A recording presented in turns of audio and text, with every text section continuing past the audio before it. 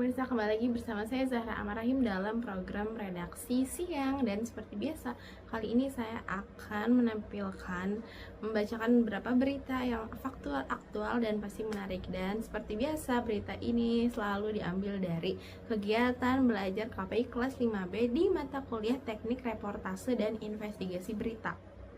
Nah, jadi di hari Senin kemarin itu ada tampilan belajar praktek di kelompok 5.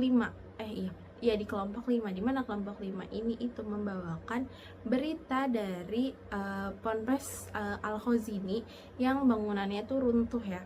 Dan di situ biasa ada news anchornya, yaitu Raffi, ada reporternya Helmi, terus ada kameramennya Dani, ada juga yang jadi narasumbernya itu Risma. Terus udah gitu, itu bagus banget karena nggak memojokkan salah satu pihak, jadi mereka benar-benar netral dan independen gitu loh. Jadi nggak menyudutkan pihak pesantren, tapi nggak menyudutkan juga warga sekitar gitu. Jadi tetap balance gitu, jadi mereka seimbang ya. Nah, terus begitu ada juga presentasinya ini dari kelompok yang sama, yaitu kelompok 5 ya.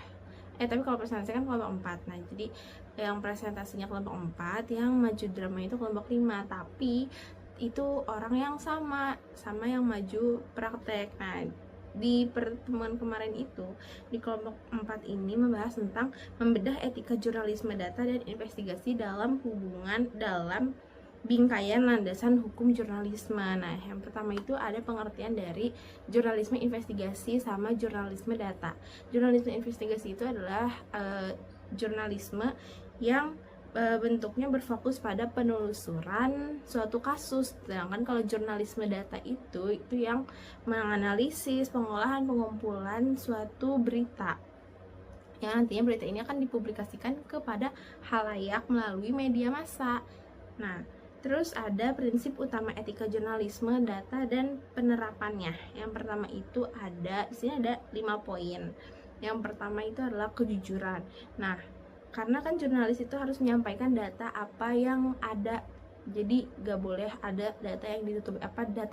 Data yang kita punya itu data yang kita sampaikan kepada masyarakat, jadi harus jujur, gak boleh ada yang disimpan sendiri gitu. Nah, terus yang kedua itu transparan, yaitu keterbukaan sumber dan metode pengumpulan data untuk membangun kepercayaan publik. Jadi memang sebagai seorang jurnalis itu harus memiliki transparansi gitu kepada halayak, karena tadi kan sama kayak kejujuran, jadi nggak boleh ada yang ditutup-tutupin atau ada yang diubah-ubah gitu.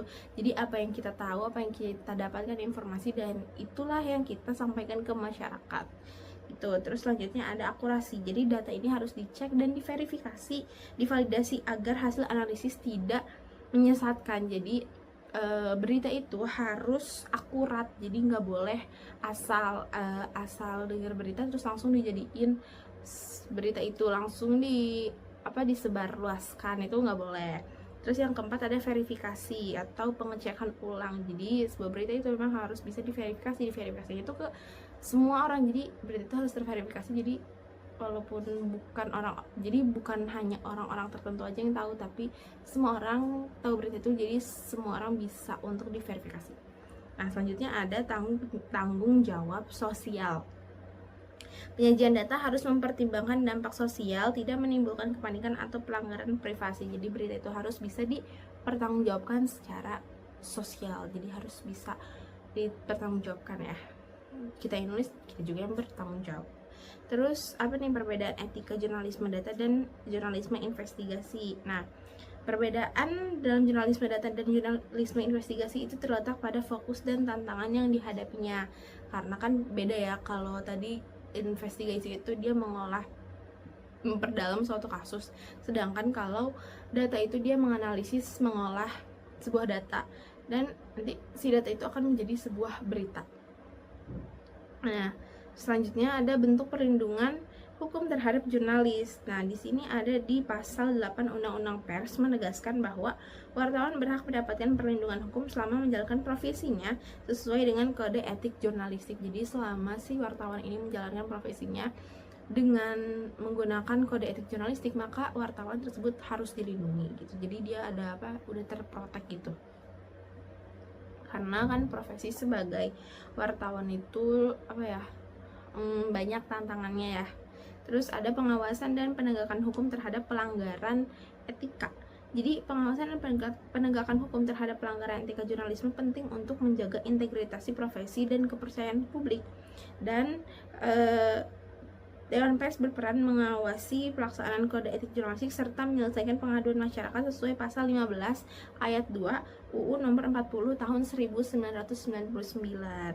Nah, jadi kesimpulan dari apa yang kita pelajarin kemarin itu di Senin kemarin itu, yang pertama ada jurnalisme data dan investigasi berperan penting dalam melengkapkan fakta secara mendalam dengan dukungan data akurat dan analisis yang sangat detail. Terus yang kedua itu etika jurnalisme data menekankan kejujuran, transparansi, akurasi, tanggung jawab sosial dan dalam pengelolaan serta penyajian data kepada publik. Selanjutnya, perbedaan utama antara keduanya terletak pada fokus. Jadi jurnalisme data itu fokus untuk mengelola dan menganalisis sebuah data, sedangkan kalau jurnalisme investigasi itu berfokus untuk mendalami suatu kasus ya, in depth. Selanjutnya, perlindungan hukum bagi jurnalis itu sudah diatur di Undang-Undang Nomor 40 Tahun 1999, dan pengawasan dan penegakan hukum etika jurnalistik diperlukan agar jurnalis tetap aman, profesional, dan menjaga kepercayaan publik serta mencegah penyalahgunaan informasi. Nah, baik pemirsa, itu saja yang bisa saya sampaikan. Saya Zahra Marahim beserta kru yang bertugas pamit undur diri dan sampai jumpa.